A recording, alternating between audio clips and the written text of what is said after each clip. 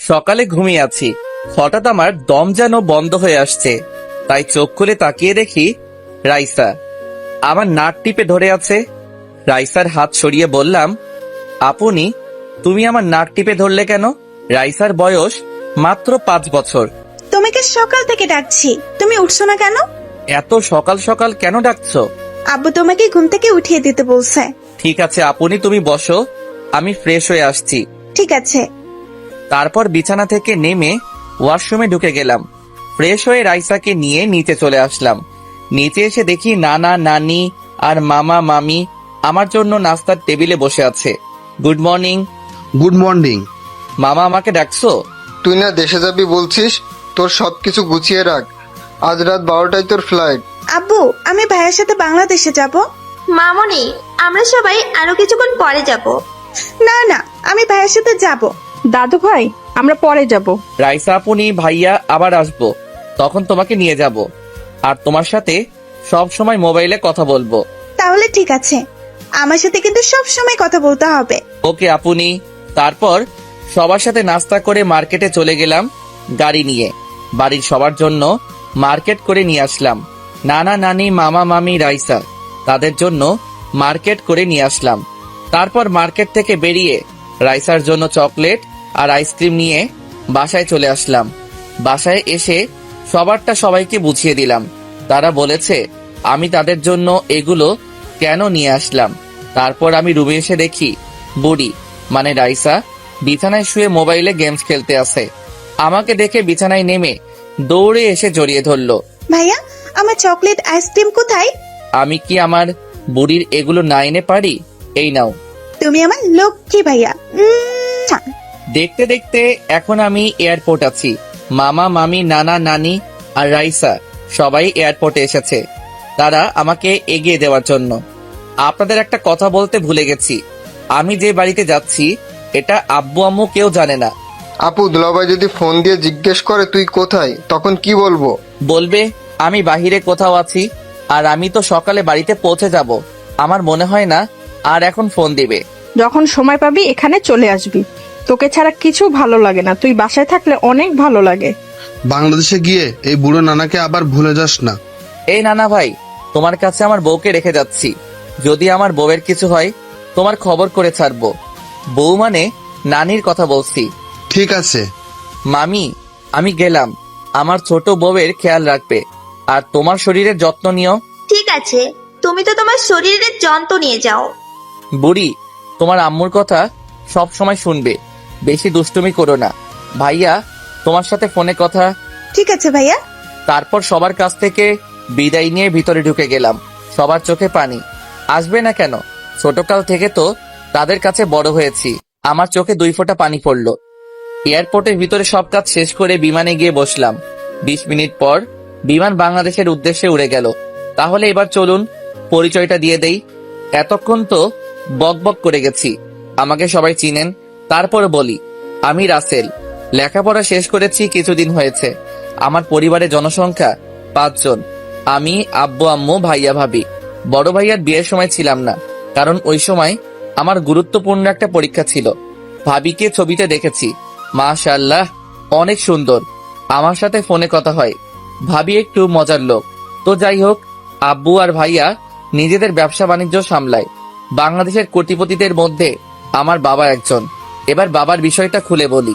আমার বাবার পরিবারের লোক একটা সড়ক দুর্ঘটনায় মারা যায়। তারপর বাবা পুরো এতিম হয়ে যায়। তারপর বাবা বাড়িটা রেখে বাকি সবকিছু বিক্রি করে দেয়। এরপর আব্বু আমেরিকা চলে আসে। আমেরিকা এসে নানার কোম্পানিতে চাকরি দেয়। আস্তে আস্তে নানার কাছে আব্বুকে অনেক ভালো লাগে, কারণ আব্বু নিজের কোম্পানির মতো কাজ করে। এরপর নানা সিদ্ধান্ত নেয় তার বড় মেয়ে মানে আম্মুর সাথে আব্বুর বিয়ে দেয়। এইভাবে দেখতে দেখতে তাদের সংসার ভালো চলতে লাগলো, আর নানার কোম্পানি আরো বড় হয়ে গেল। তারপর আব্বু সিদ্ধান্ত নেয় তিনি বাংলাদেশে ব্যবসা করবে। তারপর আমার যখন 10 বছর, তখন আব্বু বড় ভাইয়াকে নিয়ে বাংলাদেশ চলে যায়, আমাকে আমেরিকা রেখে যায়। আমি এখানে থেকে পড়াশোনা করছি। আব্বু আম্মু আর ভাইয়া যাওয়ার 2 বছর পর আমি বাংলাদেশে গেছি। আব্বু আম্মুর সাথে কিছুদিন থেকে চলে আসবো, কিন্তু বাংলাদেশে আমার ভালো লাগে না, তাই 7-8 দিন থেকে আমেরিকা চলে আসি। আপনাদের সাথে কথা বলতে বলতে বাংলাদেশ এয়ারপোর্টে এসে বিমান ল্যান্ড করলো। তারপর বিমান থেকে নেমে ঘড়ির দিকে তাকিয়ে দেখি সকাল 7টা বেজে গেছে। আমার আসার কথা আব্বু শুনলে গাড়ি পাঠিয়ে দিত, কিন্তু তাদের সারপ্রাইজ দিব বলে বলি নাই। এয়ারপোর্টের ভিতরে সব কাজ শেষ করে বাহিরে আসলাম। এসে একটা ট্যাক্সি নিয়ে বাসায় যেতে লাগলাম। বাংলাদেশ আগের থেকে অনেক উন্নত হয়ে গেছে। আগে যখন আসছি তখন ভালো লাগে নাই, কিন্তু এখন অনেক ভালো লাগছে। হঠাৎ রাস্তার পাশে তাকিয়ে দেখি একটা মেয়ে গাড়ির সাথে হেলান দিয়ে সিগারেট টানছে। মেয়েটার চেহারা ঠিকভাবে দেখছি না। হঠাৎ একটা ছেলে আসলো বাইক নিয়ে। মেয়েটা বাইকে উঠে ছেলেটার সাথে যেতে লাগলো। তারপর মেয়েটা চারপাশে তাকালো। আমি মেয়েটার চেহারা দেখে একদম মুগ্ধ হয়ে গেলাম। এটা কোনো মেয়ে না, একটা পরী। মেয়েটাকে দেখতে অনেক সুন্দর। বাংলাদেশেও এত সুন্দর মেয়ে আছে আগে তো জানতাম না। কিন্তু মেয়েটার একটা জিনিস ভালো লাগে নাই, সেটা হলো সে ছেলেদের মতো শার্ট প্যান্ট পরে আর সিগারেট টানে। তো যাই হোক, মেয়েটা চলে গেল ছেলেটার সাথে। প্রায় 1 ঘন্টা পর ট্যাক্সি বাড়ির সামনে এসে থামলো। আমি ট্যাক্সি থেকে নেমে ভাড়া দিয়ে দিলাম। আসার সময় মামা বাংলাদেশি টাকা 50,000 দিল। আমি জিনিসগুলো নিয়ে বাসার ভিতরে যেতেই দারোয়ান আমাকে আটকে দিল। কোথায় যাচ্ছেন আর কাকে চান? জি, আমি এই বাড়ির মালিকের ছোট ছেলে। আমাকে আপনার পাগল মনে হয়? কেন? স্যারের ছোট ছেলে আমেরিকা থেকে, সে যদি আসতো তাহলে স্যার আমাকে আগে থেকে বলে রাখতো। আপনার স্যারের ছোট ছেলেকে কখনো দেখেছেন? জি না। তাহলে আপনি তাকে চিনবেন কেমন করে? ঠিক আছে, আমি প্রমাণ দেখাচ্ছি। তারপর মোবাইল বের করে পরিবারের সবার সাথে ছবি দেখালাম এবং আমার কার্ড দেখালাম। তখন দারোয়ান বলল, সরি স্যার, আমার ভুল হয়ে গেছে, আমি আপনাকে চিনতে পারি নাই। কোনো সমস্যা নেই। আর একটা কথা, আমাকে স্যার নয়, নাম ধরে ডাকবেন। আমি আপনার ছেলের মতো। তুমি পুরো স্যার আর জীবনের মতো। ঠিক আছে, আমি ভিতরে গেলাম। আমার হাতে জিনিসগুলো দাও, আমি নিয়ে যাচ্ছি। ঠিক আছে, চলুন। দরজার সামনে এসে কলিং বেল চাপ দিলাম। তারপর ভাবি এসে দরজা খুলে দিল। আমাকে দেখে এক দৌড়ে ভিতরে ঢুকে গেল। মানে কিছু বুঝলাম না। দারোয়ান চাচা জিনিসগুলো ভিতরে রেখে বাহিরে চলে গেল। হঠাৎ আম্মু এসে আমাকে জড়িয়ে ধরলো। কেমন আছিস বাবা? তুই আসবি, আমাদেরকে বলবি না কেন? আর তোর মামা মামি তো আমাদের বলে নাই। আসলে আম্মু মানা করছি, তোমাদের সারপ্রাইজ দিব বলে বলি নাই। তুমি কেমন আছো আম্মু? আমি এখন অনেক ভালো আছি তোকে দেখার পর। তা ভাইয়া আব্বু কোথায়? আর ভাবি আমাকে দেখে দৌড়ে পালালো কেন? তোর আব্বু আর জীবন সকালে অফিসে চলে গেছে, অফিসে কি যেন গুরুত্বপূর্ণ কাজ আছে। ও, তা ভাবি আমাকে দেখে দৌড়ে পালালো কেন? হয়তো তোকে দেখে লজ্জা পেয়েছে। আমাকে দেখে লজ্জা পাওয়ার কি আছে? আমি তো ওনার ছোট ভাইয়ের মতো। আস্তে আস্তে কথা বলতে বলতে ঠিক হয়ে যাবে, তুই রুমে যা। আমি কোন রুমে যাব? তোর যে রুম ভালো লাগে ওই রুমে যা। তারপর আমি একটা রুমে চলে আসলাম। রুমে এসে ওয়াশরুমে ঢুকে ফ্রেশ হয়ে নিচে চলে আসলাম। নিচে এসে দেখি আম্মু আর ভাবি টেবিলে নাস্তা দিচ্ছে। আমি গিয়ে একটা চেয়ার টেনে বসলাম। সাদিয়া, রাসেলকে নাস্তা দাও। দিচ্ছি আম্মু। কি ব্যাপার ভাবি, তুমি আমাকে দেখে এত লজ্জা পাও কেন? মোবাইলে তো ভালো দুষ্টুমি করছো। তখন তো মোবাইলে বলছি, তাই তেমন লজ্জা পাইনি। এখন তো সামনাসামনি, তাই একটু লজ্জা পাচ্ছি। লজ্জা পাওয়ার কিছু নেই, আমি আপনার ছোট ভাইয়ের মতো। তারপর নাস্তা করে রুমে চলে আসলাম। রুমে এসে একটা ঘুম দিলাম। বিকেলে ঘুম থেকে উঠে দেখি 5টা বাজে। পুরো রাতে ঘুমাইনি তো, তাই ঘুম ভাঙতে দেরি হয়েছে। আব্বু হয়তো বুঝতে পারছে আমি পুরো রাতে জার্নি করে আসছি, তাই আর ডাকে নাই। বিছানা থেকে নেমে ওয়াশরুমে ঢুকে ফ্রেশ হয়ে একটা জামা গায়ে দিয়ে নিচে আসলাম। তারপর আম্মুকে বলে বাহিরে এসে গাড়ি নিয়ে মার্কেটে চলে আসলাম। মার্কেট থেকে একটা সিম কার্ড কিনে বাসায় চলে আসলাম। বাসায় এসে কলিং বেল চাপ দিলাম। ভাবি এসে দরজা খুলে দিল। ভিতরে ঢুকে দেখি আব্বু আর ভাইয়া সোফায় বসে কফি খাচ্ছে। কিরে, কেমন আছিস? কাউকে না বলে আসলি যে? আমি ভালো আছি, তোমাদের সারপ্রাইজ দিব বলে। তোর নানা নানি, মামা মামি আর বুড়ি কেমন আছে? সবাই ভালো আছে। সবার সাথে কিছুক্ষণ গল্প করে রুমে চলে আসলাম। তারপর মামির কাছে ফোন দিলাম। সবার সাথে কথা বলে রাতের খাবার খেতে চলে গেলাম। তা এখন কি করবি? এখন আমি কিছু করব না, আগে পুরো বাংলাদেশ ঘুরে দেখব। তারপর ভাইয়ার সাথে অফিস দেখাশোনা করব। তোর যেটা ভালো মনে হয় করিস। রাতের খাবার খেয়ে রুমে এসে কিছুক্ষণ মোবাইল টিপে ঘুমিয়ে গেলাম। সকালে ঘুম থেকে উঠে ফ্রেশ হয়ে সবার সাথে নাস্তা করে বাহিরে চলে আসলাম। আসার সময় গাড়ি নিয়ে আসি নাই, রিক্সা নিয়ে ঘুরতে লাগলাম।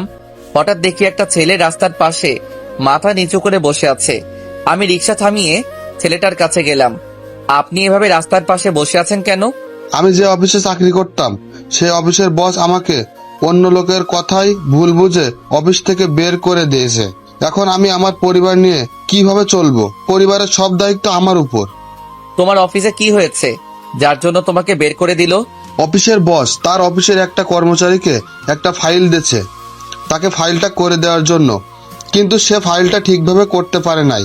পরে সে আমার নাম বলেছে যে আমি নাকি তার ফাইলটি রেডি করে দিচ্ছি। পরে বস আমাকে ডেকে নিয়ে নানা ধরনের কথা শুনিয়ে অফিস থেকে বের করে দিল। তোমার নাম কি আর তোমার পরিবারে কে আছে? আমার নাম আকাশ। পরিবারে 2 বোন 2 ভাই। বোন আর ভাই আমার ছোট। এক বোন ইন্টার প্রথম বর্ষে পড়ে, আর এক বোন ক্লাস 9-এ পড়ে, আর ছোট ভাই মাদ্রাসায় পড়ে। ঠিক আছে, আমি তোমাকে চাকরি দিব, তোমার কোনো টেনশন নেই। তুমি রহমান কোম্পানির নাম শুনেছো? জি শুনেছি, আর কোম্পানিটা তো অনেক বড়। আমার মতো ছেলেকে ওই কোম্পানিতে চাকরি দিবে।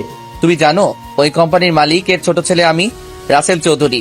তুমি অফিসে যাওয়ার পর দারোয়ান কিছু বললে আমার এই কার্ডটা দেখাবে, তাহলে আর কিছু বলবে না। আপনাকে কি বলে ধন্যবাদ দিব? আপনি আমার অনেক বড় উপকার করলেন। আপনি না তুমি, আর অফিসে নিজের মতো কাজ করবে।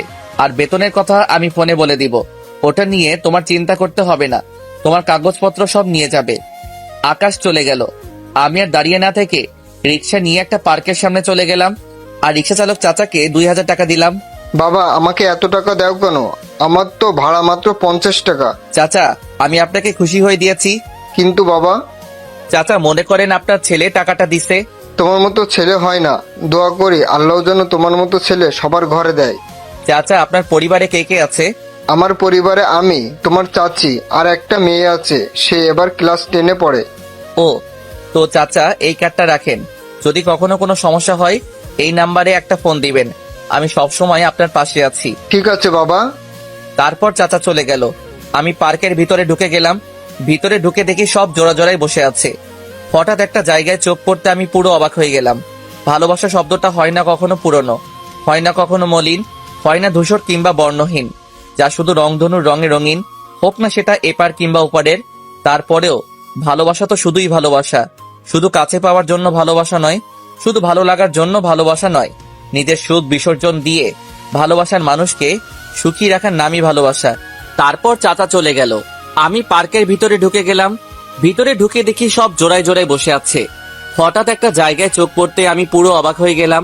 দেখি গতকালে সেই মেয়েটা বাইকের উপর বসে আছে, আর কিছু ছেলে একটা ছেলেকে মারতে আসে। তখন আমি একটা লোককে জিজ্ঞেস করলাম, ভাই, ওরা ছেলেটাকে এভাবে মারছে কেন? ওই যে বাইকের উপর বসে আছে, সে হচ্ছে এই এলাকার এমপির মেয়ে মারিয়া। ছেলেটা পানি খাওয়ার সময় মারিয়ার গায়ে পানি পড়েছে, তারপর ওর লোকেরা তাকে মারতে লাগলো। ছেলেটা হয়তো ইচ্ছে করে পালাই নাই। আমি দেখছি মারিয়া মেয়েটা ইচ্ছে করে ছেলেটার সাথে ধাক্কা খেয়েছে। মেয়েটা অনেক খারাপ, গরিবকে মানুষ মনে করে না, তার বাবার পাওয়ারে চলে। এমপি সাহেব কিছু বলে না। ঠিক আছে, আমি দেখছি। ওখানে গেলে আপনাকে মারবে, ওখানে যাবেন না। আপনি শুধু দাঁড়িয়ে দাঁড়িয়ে দেখুন। আমি সোজা গিয়ে মারিয়ার গালে 2টা থাপ্পড় মেরে দিলাম। পার্কের সবাই অবাক চোখে তাকিয়ে আছে, হয়তো ভাবছে আমি কে আর আমার কত বড় সাহস। আমি এমপির মেয়ের গালে থাপ্পড় মেরেছি। কুত্তার বাচ্চা, তোর সাহস কি করে হয় এমপির মেয়ের গায়ে হাত তোলার? চুপ, আর একটা কথা বলবি না। তুই নিজেকে কি মনে করিস? বাবার ক্ষমতা দেখিয়ে যা ইচ্ছা তাই করে যাবি? আগে এটা মনে রাখবি, এই মানুষদের জন্য তোর বাবা এমপি হয়েছে, সো তাদের সম্মান দিতে শিখবি। তুই কে রে? আমি তোর কথা মতো চলবো? ওই, তোরা দাঁড়িয়ে আছিস কেন? ওকে বুঝিয়ে দে আমার গায়ে হাত তোলার পরিণাম কত ভয়ঙ্কর। মারিয়ার কথায় সবগুলো আমাকে মারতে আসলো। আমি সবগুলোকে মারতে রাখলাম। ওরা ছিল 5 জন। এই 5 জনকে মারতে আমি একাই যথেষ্ট। আমি আমেরিকা থেকে জিম করে বডি বানিয়ে রেখেছি। সবগুলা মায়ের খেয়ে দৌড়ে পালাও। আমি মারিয়ার কাছে গিয়ে বসলাম। তোকে আর যদি কখনো দেখি মানুষকে অন্যায়ভাবে তাদের গায়ে হাত তুলতে, তখন আমার থেকে কেউ খারাপ হবে না বলে পার্ক থেকে বেরিয়ে চলে আসলাম বাসায়। কলিং বেল চাপ দিলাম। ভাবি এসে দরজা খুলে দিল। এতক্ষণ কোথায় ছিলে তুমি? একটু বাইরে ঘুরতে গেছি ভাবি। আমাকে নিয়ে গেলে না কেন? তুমি তো আমার সাথে লজ্জায় কথা বলতে পারো না, আর তুমি কি আমাকে বলছো? আমি বলি নাই, তুমি জিজ্ঞেস করছো। সারাদিন বাসায় থাকি, কোথাও ঘুরতে যেতে পারি না। তোমার ভাই সারাদিন অফিসে থাকে। তুমি বলো, একা একা বাসা ভালো লাগে? একা কোথায়? আম্মু তো বাসায় আছে। আম্মুর সাথে তো গল্প করি, আমি কি বাইরে ঘুরতে যেতে পারি না? ঠিক আছে ভাবি, বিকালে রেডি হয়ে থেকো, তোমাকে নিয়ে ঘুরতে যাব। তুমি আমার লক্ষ্মী দেবর। ঠিক আছে, আমি এখন রুমে গেলাম। তুমি ফ্রেশ হয়ে আসো, আমি খাবার দিচ্ছি। আমি রুমে এসে ওয়াশরুমে ঢুকে গোসল করে একটা জামা গায়ে দিয়ে নিচে চলে আসলাম। টেবিলের সামনে এসে দেখি ভাবি সব খাবার সাজিয়ে রেখেছে। আমি একটা চেয়ার টেনে বসলাম। আম্মু কোথায় ভাবি? খাবার খাবে না? তুমি বসো, আমি আম্মুকে ডেকে আনছি। ভাবি আম্মুকে ডেকে নিয়ে আসলো। আমার পাশে একটা চেয়ার টেনে বসালাম। আমার মায়ের পুরো পরিবার আমেরিকার নাগরিক। আব্বু সবাইকে বাংলা ভাষা শিখিয়েছে। ভাবি আমাকে আর আম্মুকে খাবার বেড়ে দিল। আম্মু, একটা কথা বলবো, রাগ করবে না তো? কি কথা বৌমা? তুমি আমার আম্মু, তোমাকে বলবো না তো কাকে বলবো? ঠিক আছে রাসেল, তুই সাদিয়াকে আজকে একটু বাইরে নিয়ে ঘুরে আসিস। সেটা তোমাকে বলতে হবে না, ভাবি আমাকে বাসায় আসার পর বলেছে। ও, তারপর খাওয়া দাওয়া করে রুমে চলে আসলাম। রুমে এসে বিছানায় শুয়ে মোবাইল নিয়ে ভাইয়াকে ফোন দিলাম। বল। কি করো ভাইয়া? খাওয়া দাওয়া হয়েছে? মাত্র আব্বু আর আমি খাওয়া দাওয়া করে আসলাম। ও, তোমাকে যেটার জন্য ফোন দিছি, তোমার কাছে আকাশ নামে একটা ছেলেকে পাঠিয়েছি, সে কি গেছে? আসছে। তোর কথা বলায় চাকরি দিয়ে দিছে, আর বেতন প্রথম অবস্থায় 30,000 টাকা ধরেছে। বলেছে কাজ দেখে পরে বাড়িয়ে দিবে। অনেক ধন্যবাদ ভাইয়া। আর একটা কথা, তাদের একটা ফ্ল্যাট দিয়ে দিও, আর আসা যাওয়ার জন্য অফিস থেকে একটা গাড়ি দিও। ঠিক আছে, আগে তার কিছুদিন কাজ দেখি, তার দিব। ওকে। আর তুমি কি আজকে একটু তাড়াতাড়ি বাসায় আসতে পারবে? কেন? আসলে ভাবিকে নিয়ে বিকালে বাইরে ঘুরতে যাব, যদি তুমি সাথে থাকো তাহলে অনেক ভালো লাগবে। ঠিক আছে, আমি চলে আসবো। আরো কিছুক্ষণ কথা বলে রেখে দিলাম, তারপর একটা ঘুম দিলাম। বিকালে ভাবি রুমে এসে ডাকতে লাগলো। কি হয়েছে ভাবি, ডাকছো কেন? দুপুরে কি কথা হয়েছে তোমার সাথে? ও সরি ভাবি, আমার মনে ছিল না। তুমি রেডি হয়ে নাও, আমি ফ্রেশ হয়ে রেডি হয়ে আসতেছি। ভাবি রুম থেকে বেরিয়ে গেল। আমি রেডি হয়ে রুম থেকে বেরিয়ে নিচে চলে আসলাম। নিচে এসে দেখি ভাইয়া চলে এসেছে। আমি ভাইয়াকে বললাম তাড়াতাড়ি রেডি হয়ে নিতে। কিছুক্ষণ পর ভাইয়া ভাবি রুম থেকে বেরিয়ে আসলো। দুজনকে অনেক মানিয়েছে। তারপর বাহিরে এসে গাড়ি নিয়ে বের হলাম। আমি গাড়ি চালাচ্ছি, ভাইয়া আর ভাবি দুজনে পিছনে বসেছে। তারপর একটা পার্কের সামনে গাড়ি থামালাম। ভাইয়া ভাবি নেমে ভিতরে ঢুকে গেল। আমি গাড়িটা পার্কিং করে ভিতরে ঢুকলাম। তাদের সাথে ঘুরতে ঘুরতে রাত 9টা বেজে গেছে। একটা রেস্টুরেন্টে ঢুকে খাবার খেয়ে বাসায় চলে আসলাম। বাসায় এসে যে যার রুমে চলে গেলাম। আম্মু বলেছে খাবার খেতে, আমরা বলেছি বাহির থেকে খেয়ে এসেছি। এভাবে দেখতে দেখতে আরো 7 দিন চলে গেল। মারিয়া মেয়েটাকে দেখি এখন বেশিরভাগ আমার সামনে ঘুরঘুর করে। আগের মতো জামা কাপড় পরে না, শাড়ি পরে থাকে। তাকে এভাবে দেখে আমার অনেক ভালো লেগেছে। একদিন সবাই মিলে সোফায় বসে কফি খাচ্ছি আর গল্প করছি। সেদিন শুক্রবার ছিল, তাই সবাই বাসায়। হঠাৎ কলিং বেল বেজে উঠলো। আম্মু গিয়ে দরজা খুলে দিল। কিছুক্ষণ পর দেখি আম্মুর সাথে একটা আব্বুর বয়সী লোক আর আম্মুর বয়সী একজন মহিলা ভিতরে ঢুকলো। দেখো কে এসেছে। আরে রফিকুল যে, হঠাৎ না বলে আমার বাসায়? কেন, আমি কি তোর বাসায় আসতে পারি না? জি আলহামদুলিল্লাহ ভালো আছি, আপনি কেমন আছেন? আমি ভালো আছি। সাদিয়া মা, ওনাদের জন্য নাস্তার ব্যবস্থা করো। জি আপু। ভাবি চলে গেল ভিতরে। তুই তো আমার ছোট ছেলেকে দেখিস নাই। এ হচ্ছে আমার ছোট ছেলে রাসেল, আর রাসেল ও হচ্ছে আমার ছোটবেলার বন্ধু রফিকুল। রফিকুল বর্তমানে এই এলাকার এমপি। আসসালামু আলাইকুম, কেমন আছেন আঙ্কেল? আলহামদুলিল্লাহ, আমি ভালো আছি। তুমি কেমন আছো? আমিও ভালো আছি। আব্বু তোমরা কথা বলো, আমি একটু বাহিরে গেলাম। ঠিক আছে, যাও। আমি আর কোনো কথা না বলে বাহিরে চলে আসলাম। আর ওইদিকে রহমান, তোর কাছে একটা জিনিস চাইবো, তুই দিবি? দেবার মতো হলে অবশ্যই দিব। বল কি চাস? তোর ছোট ছেলেকে আমার মেয়ের সাথে বিয়ে দিবি? আমার মেয়েটা তোর ছোট ছেলেকে দেখে পছন্দ করে ফেলেছে। সে বলছে তোর ছোট ছেলের সাথে যদি তার বিয়ে না হয় তাহলে সে কিছু একটা করে বসবে। তুই তো জানিস মারিয়া আমার একমাত্র মেয়ে, তার কিছু হয়ে গেলে আমি কাকে নিয়ে বাঁচবো? এটা তো খুশির কথা, তোর মেয়ে আমার ঘরের বউ হয়ে আসবে। আমার কোনো অমত নেই। রাসেলের মা, তুমি কি বলো? তুমি যেহেতু রাজি, আমি কি রাজি না হয়ে পারি? আর ওনারা তো বাহিরের কেউ নয়, এখানে মানা করার কি আছে? তুই আমার অনেক বড় উপকার করলি। আপনাদের এই ঋণ কখনো শোধ করতে পারবো না। ঋণ শোধ করতে হবে না। মাইয়াকে ঘরের বউ না, সাদের মতো নিজের মেয়ের মতো রাখবো। আমরা কালকে তোর বাসায় গিয়ে বিয়ের তারিখ ঠিক করে আসব। আব্বু, রাসেল এর মতামত নেওয়ার দরকার না। তাকে না জানিয়ে রাজি হওয়া কি ঠিক হবে? আমি জানি রাসেল আমার কথা ফেলবে না। ঠিক আছে, তুমি যেটা ভালো মনে করো। তারপর তারা আরো কিছু কথা বলে চলে গেল। আমি এখন বাসর ঘরের সামনে দাঁড়িয়ে আছি। আপনারা হয়তো ভাবছেন আমি এই বিয়েতে রাজি হয়েছি কেন। আসলে এই 7 দিনে মারিয়ার চলাফেরা, তার পরিবর্তন, মানুষের সাথে ভালো ব্যবহার করা, এসব দেখে আমার অনেক ভালো লেগেছে। আর মারিয়াকে তো আমি প্রথম দেখায় ভালোবেসে ফেলেছি, তাই আব্বুর কথায় রাজি হয়ে গেছি। অনেক ধুমধাম করে বিয়েটা হয়ে গেল। অনেক বড় বড় লোক এসেছে বিয়েতে, আর আমেরিকা থেকে নানা নানি, মামা মামি আর আমার আপুনি এসেছে। বাসর ঘরের সামনে দাঁড়িয়ে আছি, ভাবি দরজার সামনে দাঁড়িয়ে আছে, আমাকে ঢুকতে দিচ্ছে না। ভাবি বলো তোমার কি চাই? কেন দেবরজি, তুমি জানো না বাসর ঘরে ঢুকতে হলে আমার পাওনা দিয়ে ঢুকতে হবে? তোমার আবার কিসের পাওনা? আর আমি কি আগে বিয়ে করছি যে বাসর ঘরে ঢুকতে কি কি করতে হয় আমি জানবো? ঠিক আছে, আমি বলছি। আমার পাওনা হলো তোমার বাসর ঘর সাজিয়েছি, সেটার জন্য টাকা দিতে হবে। তা কত টাকা দিতে হবে? বেশি লাগবে না, 50,000 হলে হবে। ওকে, আমার এই কার্ডটা রাখো, তোমার যত খুশি খরচ করো। আর পাসওয়ার্ড তুমি জানো। তাহলে ঠিক আছে, এবার তুমি ভিতরে যাও। তারপর ভাবি আমাকে ধাক্কা দিয়ে ভিতরে ঢুকিয়ে দিয়ে বাহির থেকে দরজা লাগিয়ে দিল। আমিও ভিতর থেকে দরজা লাগিয়ে দিলাম। আর আমাকে বোকা পেয়েছে। আমি বিয়ের মার্কেট করে কার্ডের সব টাকা শেষ করে ফেলেছি। আমার জানা মতে কার্ডে 20 থেকে 25,000 টাকার মতো আছে। আমি বিছানার দিকে যেতে লাগলাম, কিন্তু ভাবির কাছে শুনেছি স্বামী বাসর ঘরে ঢুকলে স্ত্রী পা ধরে সালাম করতে আসে। কিন্তু মারিয়া তো কিছুই করলো না। মারিয়া বিছানায় ঘোমটা দিয়ে বসে আছে। আমি দাঁড়িয়ে না থেকে যেই না বিছানায় উঠতে যাব, তখন মারিয়া এমন কিছু বলবে আমি কখনো ভাবতে পারিনি। যেজন দিবসে রিচার্জ কিরায়া নিশিতে পুরাই টাকা, দেউলিয়া করিবে প্রেমিকা তাহার পকেট করিবে ফাঁকা। হাই রে দুনিয়া, যে ভালোবাসা বোঝে না তাকে ভালোবাসা শিখাতে যাবেন না, কারণ সে ভালোবাসা শিখবে আপনার কাছে, কিন্তু ভালোবাসবে অন্যজনকে, আর কষ্ট পাবেন আপনি। খবরদার তুই আমার কাছে আসবি না। এই তুমি এটা কি বলছো? আমি তোমার স্বামী, আমি আসবো না তো কে আসবে? স্বামী? তুই ভাবলি কি করে আমি তোকে স্বামী হিসেবে মেনে নেব? আমি তোর উপর প্রতিশোধ নিতে বিয়ে করেছি। প্রতিশোধ মানে? আমার দোষটা কি?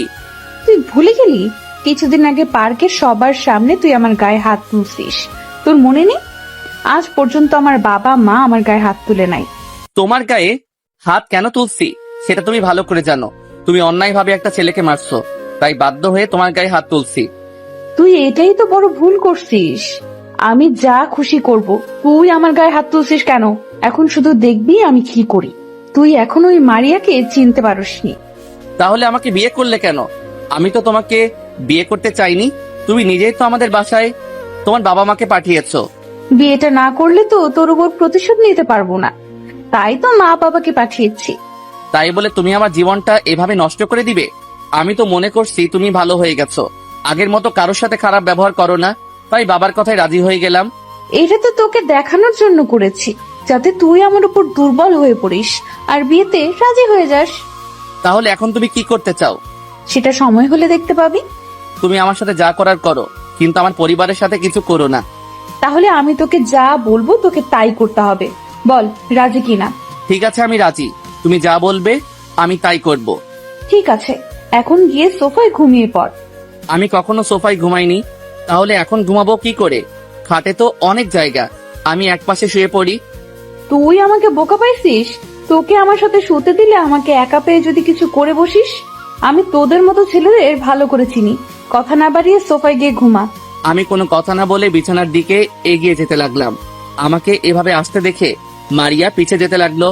আমি বিছানায় থেকে একটা বালিশ আর একটা কম্বল নিয়ে সোফায় শুয়ে পড়লাম।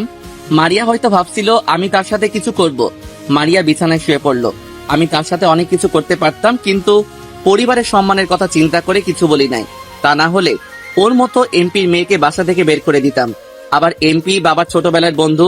সকালে হঠাৎ ঘুমটা ভেঙে গেল, কে যেন ডাকতে আসে। কথা শুনে বুঝতে পারলাম ভাবি ডাকতে আসে। আমি সোফা থেকে উঠে বালিশ আর কম্বল বিছানায় রেখে দিলাম। মারিয়ার দিকে তাকিয়ে দেখি কি সুন্দর করে ঘুমিয়ে আছে, তার মুখের উপর চুল দিয়ে ঢাকা। ইচ্ছে করছে তার মুখের উপর থেকে চুলগুলো সরিয়ে কপালে একটা চুমু দিতাম, কিন্তু মারিয়া আমাকে সে অধিকার দেয় নাই। তাকে আর না ঠেকে আমি গিয়ে দরজা খুলে দিলাম। তখন ভাবি বলল, কি দেবরজি, রাতে কি বিড়ালটা মেরেছেন? বিড়াল পাবো কোথায়? আমি তো রুমে কোনো বিড়াল দেখি নাই, তাহলে মারবো কেমন করে? আমার দেবরটা দেখি কিছুই বোঝে না। আরে বাসর কেমন করলে? অনেক ভালো ভাবি। বাসর না ছাই, পুরো রাত সোফায় শুয়েছিলাম। খাচ্চুন্নি আমাকে সোফায় শোয়ালো। মনে মনে বললাম, তা বাসর রাতে কি করেছো? ভাবি তুমিও না? বাবা, দেবরজি দেখি লজ্জা পাইছে। তা মারিয়াকে ঘুম থেকে উঠেছে? না, এখনো ঘুমিয়ে আছে। ঠিক আছে মারিয়া, তুমি ফ্রেশ হয়ে নিচে আসো, আমি টেবিলে নাস্তা দিচ্ছি। ভাবি আর কোনো কথা না বলে চলে গেল। আমি বিছানার সামনে এসে দাঁড়িয়ে মারিয়াকে ডাকতে লাগলাম, কিন্তু ওর ওঠার কোনো খবর নেই। তাই বাধ্য হয়ে তার শরীরে টাচ করলাম। হঠাৎ মারিয়া চোখ খুলে দেখে আমি তার হাতের উপর হাত দিয়ে রেখেছি। তোর সাহস কি করে হয় আমার শরীরে টাচ করার? তোর মতলব তো ভালো না। তোমাকে আমি অনেক দেখেছি, কিন্তু তোমার ওঠার কোনো খবর নেই, তাই তোমার হাত ধরে ডাকতে লাগলাম। হয়েছে, আর মিথ্যা বলতে হবে না। কেন ডেকেছিস সেটা বল। ভাবি থেকে গেছে দুজনকে ফ্রেশ হয়ে নিচে যেতে, নাস্তা খাওয়ার জন্য। ঠিক আছে, তুই বস, আমি ফ্রেশ হয়ে আসছি। এই বলে মারিয়া ওয়াশরুমে ঢুকে গেল। 30 মিনিট পর বেরিয়ে আসলো। আমি মারিয়াকে দেখে এক ধ্যানে তাকিয়ে আছি। ভেজা চুলে মারিয়াকে অনেক সুন্দর লাগছে। ইচ্ছে করছে তাকে জড়িয়ে ধরি, তার চুলে নাক ডুবিয়ে দেই, কিন্তু সেই অধিকার মারিয়া আমাকে দেয় নাই। হঠাৎ মারিয়া বলল, কোথায় হারিয়ে গেলি? তোকে এতক্ষণ ডাকছি, তুই শুনোস না? কেন ডেকেছো? তুই ফ্রেশ হবি না? তুমি বসো, আমি 2 মিনিটের মধ্যে ফ্রেশ হয়ে আসছি। বলে আমি ওয়াশরুমে ঢুকে ফ্রেশ হয়ে বাহিরে আসার পর মারিয়ার দিকে তাকিয়ে দেখি চোখ মুখ লাল করে আছে। যেভাবে তাকিয়ে আছে মনে হয় আমাকে গিলে খাবে। তুমি আমার দিকে এভাবে তাকিয়ে আছো কেন? তুই গোসল করিসনি কেন? আমি তো সকালে গোসল করি না। করিস না, কিন্তু এখন তোকে করতে হবে। কেন? আমাদের মধ্যে তো কিছুই হয়নি, তাহলে আমি গোসল করব কেন? তোকে বলছি না গোসল করতে? আর গতকাল রাতের কথা ভুলে গেছিস? আর আমাদের মধ্যে কিছু হয়নি, এটা শুধু আমি আর তুই জানি, কিন্তু বাসায় কেউ জানে না। তাই বলছি কথা না বাড়িয়ে গোসল করে আয়। মারিয়া তো ঠিক কথাই বলেছে। আমি দাঁড়িয়ে না থেকে জামা কাপড় নিয়ে ওয়াশরুমে ঢুকে গোসল করে বাহিরে চলে আসলাম। ওয়াশরুম থেকে বেরিয়ে এসে দেখি মারিয়া কোন রকম শরীরে শাড়ি পেঁচিয়ে দাঁড়িয়ে আছে। তুমি এভাবে দাঁড়িয়ে আছো কেন? শাড়ি পরো। আমি তো শাড়ি পরতে পারি না, তাই এভাবে দাঁড়িয়ে আছি। তুই একটু ভাবিকে আমার রুমে পাঠিয়ে দে। ঠিক আছে বলে আমি নিচে চলে আসলাম। নিচে এসে দেখি আব্বু আম্মু ভাইয়া নাস্তা টেবিলে বসে আছে। আমি একটা চেয়ার টেনে বসলাম। কিরে মারিয়া, কই? তাকে সাথে করে নিয়ে আসিস নাই কেন? ও কিছুক্ষণ পর আসবে। ভাবি মারিয়া তোমাকে তার কাছে যেতে বলেছে। ঠিক আছে যাচ্ছি, তোমরা বসো। ভাবি মারিয়ার কাছে গেল।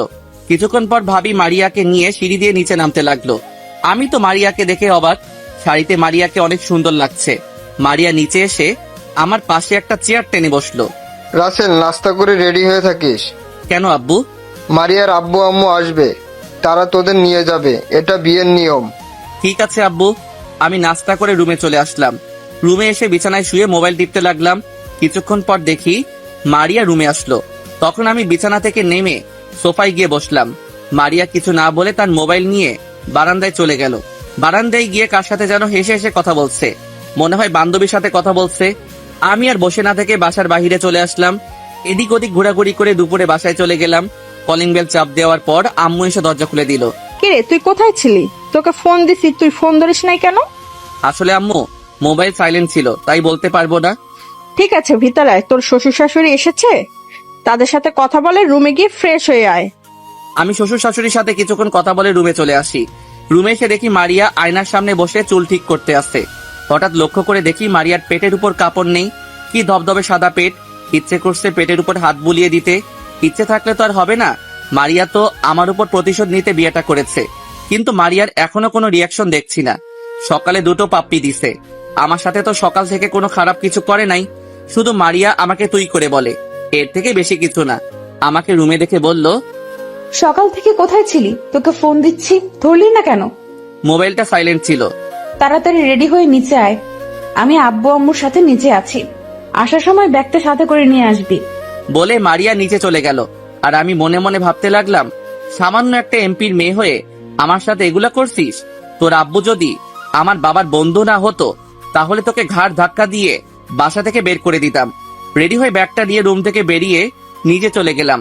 তারপর আব্বু আম্মু ভাবি ভাইয়া সবার কাছ থেকে বিদায় নিয়ে বাহিরে এসে গাড়িতে উঠলাম। আমি আর মারিয়া আমাদের গাড়িতে উঠলাম, আর শ্বশুর শাশুড়ি তাদের গাড়িতে উঠলো। প্রায় 30 মিনিট পর শ্বশুর বাড়িতে এসে পৌঁছে গেলাম। গাড়ি থেকে নামার পর বাড়ির কাজের লোক এসে জিনিসগুলো ভিতরে নিয়ে গেল। নিজের বিবেককে অন্ধকারে রেখে অন্যের বিবেক নিয়ে খেলা করার নামই স্বার্থপরতা। কষ্টের পরিমাণ যখন অনেক হয়ে যায় তখন মানুষ কাঁদে না, তখন চুপ থাকতে শিখে যায়। মারিয়া মা, জামাই বাবাজিকে তোর রুমে নিয়ে যা। ঠিক আছে বাবা। মারিয়ার সাথে ওর রুমে ঢুকলাম। ভিতরে ঢোকার পর মারিয়া ওয়াশরুমে ঢুকে গেল। আমি বিছানায় বসে পুরো রুমটা দেখতে আসছি। হঠাৎ একটা মেয়ে রুমের ভিতরে ঢুকে বলল, দোলা ভাই কেমন আছেন? আলহামদুলিল্লাহ ভালো আছি, আপনি কেমন আছেন? আর আপনাকে তো চিনতে পারলাম না। আমি হচ্ছি মারিয়া, আপুর মামাতো বোন মিমি। ও, তা তোমার বাড়ির সবাই কেমন আছে? তুমি এবার কিসে পড়ো? বাড়ির সবাই ভালো আছে। আমি বর্তমানে অনার্স ফাইনাল ইয়ারে পড়ি। আপনাদের বিয়েতে আসতে পারি নাই, আম্মু মাথা ঘুরে পড়ে গেছে। আম্মুকে হাসপাতালে নিয়ে গিয়েছি। সকালে হাসপাতাল থেকে আম্মুকে বাসায় রেখে তারপর আসছি। তা তোমার আম্মু এখন কেমন আছে? আম্মু এখন অনেকটা সুস্থ আছে। কি রে মিমি, তুই কোন সময় আসলি? এই তো আপু, কিছুক্ষণ আগে এসেছি। আপু, দুলাভাই কিন্তু অনেক সুন্দর, তোর সাথে ভালো মানিয়েছে। আমি কি তোকে জিজ্ঞেস করেছি? না। তাহলে কেন বলছিস? তুই আব্বু আম্মুর কাছে যা, আমি আসতেছি। মিমি আর কোনো কথা না বলে মাথা নিচু করে চলে গেল। হয়তো মারিয়ার কথায় কষ্ট পেয়েছে। মারিয়া আমার সামনে এসে বলল, ওর সাথে এত কিসের কথা? মেয়ে দেখলে কথা বলতে ইচ্ছে করে? ও তো নিজে থেকে এসে কথা বলছে, আর ও তোমার মামাতো বোন, আমার সাথে কথা বলতেই পারে। তুমি ওর সাথে এভাবে কথা বলাটা ঠিক উচিত হয়নি। কার সাথে কিভাবে কথা বলবো সেটা আমার ব্যাপার। তুই যা, ফ্রেশ হয়ে নিচে আয়, আমি নিচে গেলাম। বলে মারিয়া রুম থেকে বেরিয়ে গেল। আমি মারিয়ার কথা ভাবতে লাগলাম, ও কি প্রতিশোধ নিতে বিয়েটা করেছে? যদি তাই করতো তাহলে তো এখনো কিছুই করলো না আমার। যাই হোক, পরে এসব নিয়ে ভাবা যাবে। বসে না থেকে ওয়াশরুমে ঢুকে ফ্রেশ হয়ে নিচে চলে গেলাম। নিচে এসে দেখি শ্বশুর শাশুড়ি সোফায় বসে কফি খাচ্ছে। আমাকে দেখে বলল, জামাই বাবা আসো, বসো। আমি গিয়ে শ্বশুরের পাশে বসে পড়লাম। মারিয়াকে দেখতেছি না, হয়তো মিমির কাছে আছে। রহিমা, রাসেলকে একটা কফি দিয়ে যাও। কিছুক্ষণ পর বুয়া এসে কফি দিয়ে গেল। শ্বশুর শাশুড়ির সাথে বসে গল্প করছি আর কফি খাচ্ছি। হঠাৎ মিমি আর মারিয়া রুম থেকে বেরিয়ে এলো। তাদের দেখে মনে হচ্ছে অনেক খুশি, কিন্তু কিছুক্ষণ আগে মারিয়া মিমির সাথে কিভাবে কথা বলছে, আর এখন দেখি দুজনে অনেক খুশি। তো যাই হোক, রাতের খাবার খেয়ে রুমে আসলাম। রুমে এসে বিছানায় বসে মোবাইল টিপতে লাগলাম। মারিয়া রুমে এসে দেখে আমি মোবাইল টিপতে আসি। তুই এখনো ঘুমাস নাই? আমি কোথায় ঘুমাবো? তোমার রুমে তো সোফা নেই। তুই বিছানায় ঘুমাতে পারিস, কিন্তু মাঝখানে কোল বালিশ থাকবে। যদি রাতে আমার সাথে কিছু করিস তাহলে খবর আছে। আমি তো যা খুশি তাই করতে পারি, কারণ আমি তোমার স্বামী। আমি তোকে স্বামী হিসেবে মানি না। তাহলে আমাকে বিয়ে করছো কেন? কেন আমার জীবনটা নষ্ট করে দিছো? আমি প্রতিশোধ নিতে তোকে বিয়ে করেছি। তাহলে তুমি তো এখনো আমার কিছুই করো নাই। সেটা সময় হলে দেখতে পাবি, এখন কথা না বলে ঘুমা। আমি আর কোনো কথা না বাড়িয়ে ঘুমিয়ে পড়লাম। 2 দিন শ্বশুর বাড়ি থেকে বাসায় চলে আসলাম। রাতে খাবার টেবিলে, আব্বু আমি অফিসে বসতে চাই। মাত্রই তো কিছুদিন হয়েছে বিয়ে করেছিস, আগে দূরে গিয়ে কিছুদিন ঘোরাঘুরি করে আয়, তারপর অফিসে বসবি। তুমি ঠিকই বলেছো, তোরা বাহিরে কোথাও গিয়ে ঘুরে আয়। কোথায় ঘুরতে যাব? মামাদের ওখানে চলে যাও, তাদের সাথে কিছুদিন থেকে চলে এসো। সামিয়া বলেছে আমি অফিস থেকে আসার সময় টিকিট নিয়ে আসবো। তোরা সবকিছু গুছিয়ে রাখিস, সকাল অথবা বিকালের টিকিট কেটে আনবো। মারিয়া মা, তুমি কিছু বলছো না কেন? আমি কি বলবো আম্মু, তোমাদের যেটা ভালো মনে হয় তাই করো, আমার কোনো সমস্যা নেই। তারপর সবাই খাওয়া দাওয়া করে যার যার রুমে চলে গেল। আমি রুমে এসে বিছানায় শুয়ে পড়লাম। কিছুক্ষণ মারিয়া রুমে ঢুকে দরজা বন্ধ করে আমার পাশে এসে শুয়ে পড়ল। তুই এখন অফিসে বসার কথা বললি কেন? বসে থেকে কি করব? তাই বলছি অফিস দেখাশোনা করব, তাহলে আব্বুকে রেস্ট দিতাম। মাত্র বিয়ে হয়েছে, কিছুদিন হয়েছে, এর মধ্যে তুই অফিস দেখাশোনা করবি? আমি যেদিন বলবো সেদিন তুই অফিসে বসবি। আমি তোমার কথা শুনবো কেন? তুমি আমার কে? আমি তোর বয়। কি হলো বলো? আমি যা বলবো তাই করবি। যদি আমার কথা না শুনিস তাহলে বাসর ঘরের কথা মনে আছে? আমি বাসর ঘরের কথা মনে পড়তেই আর কিছু বললাম না।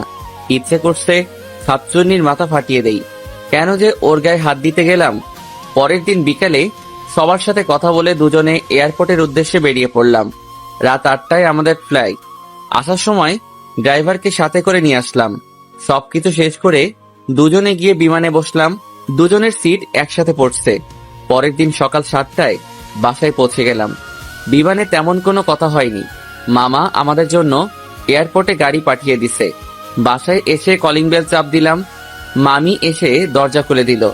কি রে, কেমন আছিস? আসার সময় কোনো সমস্যা হয়নি তো? আলহামদুলিল্লাহ ভালো আছি। তুমি কেমন আছো? আর আসার সময় কোনো সমস্যা হয়নি? মারিয়া, তুমি কেমন আছো? জি মামি, ভালো আছি। তুমি কেমন আছো? আমিও ভালো আছি। বাহিরে দাঁড় করিয়ে রাখবে নাকি ভিতরে ঢুকতে দিবে? ওহ সরি, আমি ভিতরে আই। দুজনে ভিতরে গেলাম। ভিতরে ঢুকে দেখি নানা, নানি, মামা আর আপুটা নাস্তার টেবিলে বসে আছে। মারিয়া নানা নানিকে সালাম করলো। থাক মা, বেঁচে থাকো। যাও রুমে গিয়ে ফ্রেশ হয়ে আসো, সবাই একসাথে নাস্তা করব। দুজনে রুমে চলে আসলাম। আমি আগে যে রুমে থাকতাম সেই রুমে আসলাম। মারিয়া রুমে এসে ওয়াশরুমে চলে গেল। মারিয়া বের হয়ে আসার পর আমি গেলাম। তারপর দুজনে একসাথে নিচে গেলাম। তা কয়দিনের জন্য আসা হলো নানু ভাই? দেখি কয়দিন থাকা যায়। বাংলাদেশে গিয়ে অফিসে বসতে হবে। আব্বুকে রেস্ট দিব। ঠিকই বলছি, দুলাভাইয়ের বয়স হয়েছে, তার এখন রেস্ট নেওয়ার দরকার। কথা বলতে বলতে নাস্তা করে রুমে চলে আসলাম। কিছুক্ষণ পর মারিয়া রাইসাকে নিয়ে রুমে আসলো। চলো বাহির থেকে ঘুরে আসি। ভাবি, তুমি ভাইয়ের সাথে এইভাবে কথা বলছো কেন? কিভাবে কথা বললাম আপু? এই যে তুই করে বলছো। ভাইয়া তোমার স্বামী না, তুমি করে বলবে। সরি আপু। তাহলে এখন তুমি করে বলো। ঠিক আছে বলছি, চলো বাহির থেকে ঘুরে আসি। এবার হয়েছে, সব সময় ভাইয়াকে তুমি করে বলবে। আমি মনে মনে রাইসাকে বললাম, এই না হলো আমার আপু, আমার মনের কথা বলেছে। ঠিক আছে, তুমি রেডি হয়ে নাও। আর রাইসা আপু, তুমিও রেডি হয়ে নাও। ঠিক আছে ভাইয়া। শুন, শুধু রাইসার কথা রাখতে তুমি করে বলছি, তা না হলে আমি কখনো তুমি করে বলতাম না। আমি কিছু না বলে রেডি হয়ে মারিয়া রাইসাকে নিয়ে বাসা থেকে বেরিয়ে গাড়ি নিয়ে প্রথমে আমি যে কলেজে পড়াশোনা করেছি সেখানে গেলাম। তারপর আরো অনেক জায়গায় ঘুরে বাসায় চলে আসলাম। এইভাবে দেখতে দেখতে 10 দিন হয়ে গেছে। মামা, মামি, নানা, নানি সবার থেকে বিদায় নিয়ে এয়ারপোর্টে চলে আসলাম। রাইসা অনেক কান্নাকাটি করছে, তাকে বুঝিয়ে চলে আসলাম। রাত 12টায় বাংলাদেশ এসে পৌঁছে গেলাম। বাসায় আসতে আসতে 1টা বেজে গেছে। কলিং বেল চাপ দেওয়ার পর কাজের বুয়া অর্থাৎ খালা এসে দরজা খুলে দিল। তারপর দুজনে রুমে চলে গেলাম। আপনাদের একটা কথা বলি, এই 10 দিনে মারিয়া আমাকে সবসময় তুমি করে বলছে। আমার সাথে খারাপ ব্যবহার করে নাই, কিন্তু ও তো বলছিল প্রতিশোধ নেওয়ার জন্য বিয়ে করেছে। ও তো আমার কিছুই করছে না। রাতে আসার সময় রেস্টুরেন্ট থেকে খাবার খেয়ে এসেছি, তাই আর কাউকে ডাকি নাই। 2 দিন পর আজ অফিসে আসলাম। আব্বু সবার সাথে আমাকে পরিচয় করিয়ে দিছে। আমি সবার সাথে পরিচয় হয়ে কেবিনে চলে আসলাম। আব্বু আমাকে সবকিছু বুঝিয়ে দিয়ে বাসায় চলে গেছে। বসে বসে কিছু ফাইল দেখতে লাগলাম। হঠাৎ একটা মেয়ে এসে বলল, আসতে পারি স্যার? আসুন। সরি স্যার, আসতে একটু লেট হয়ে গেছে। আব্বুর জন্য ওষুধ কিনতে গিয়েছিলাম, ওষুধ বাসায় দিয়ে অফিসে আসলাম। প্রথম কথা হলো, আমি তো আপনাকে বলি নাই আপনার লেট হয়েছে কেন। আর দ্বিতীয় কথা হলো, আপনি কে? স্যার, আমার নাম রিয়া। আমি আপনার বিয়ে আগেই আপনার বাবার বিয়ে ছিলাম। গতকাল আপনার বাবা বলেছে অফিসে তাড়াতাড়ি আসার জন্য। আপনি নাকি এখন থেকে অফিসে দেখাশোনা করবেন। ঠিক আছে, এখন আপনি আমাকে পুরো অফিসটা ঘুরিয়ে দেখান। ঠিক আছে স্যার, চলুন। রিয়া আমাকে পুরো অফিসটা ঘুরিয়ে দেখানোর পর কেবিনে চলে আসলাম দুজনে। এবার বলো, তোমার বাবার কি হয়েছে? আসলে বাবার মাথায় একটা টিউমার ধরা পড়েছে। ডাক্তার বলেছে অপারেশন করতে অনেক টাকা লাগবে, কিন্তু অত টাকা তো আমার কাছে নেই। তোমার আম্মু নেই? আছে, আম্মু সারা দিন আব্বুর সেবা যত্ন করে। তুমি কোনো চিন্তা করো না, তোমার বাবার চিকিৎসা আমি করাবো। তারপর রিয়া যেটা করলো আমি তো পুরো অবাক হয়ে গেলাম। রিয়ার সাথে সাথে আমাকে জড়িয়ে ধরে কান্না করে বলল, কি বলে যে আপনাকে ধন্যবাদ দেব তা আমার জানা নেই। আপনি আপনার বাবার মতো, আপনার বাবা অনেক ভালো। একটা কথা কি, আমি সব বড় লোকের ছেলের মতো নই। টাকা থাকলে অহংকার দেখাবো তেমন ছেলে আমি না। আমরা আজ এত ওপরে কিভাবে আসলাম, সবকিছু তোমাদের পরিশ্রমের কারণে। আপনি অনেক ভালো স্যার। আমার এই পরিস্থিতিতে আপনি আমার পাশে দাঁড়িয়েছেন। এখন থেকে আমাকে স্যার নয়, ভাইয়া বলে ডাকবে। ঠিক আছে ভাইয়া। ঠিক আছে, এখন তোমার কেবিনে যাও। আমি অফিসের কাজ শেষ করে তোমাকে সাথে নিয়ে তোমাদের বাসায় যাব। ওকে ভাইয়া। রিয়া কেবিন থেকে বেরিয়ে যাওয়ার পর আমি একটা ফাইল দেখতে লাগলাম। হঠাৎ মোবাইল ফোনটা বেজে উঠলো।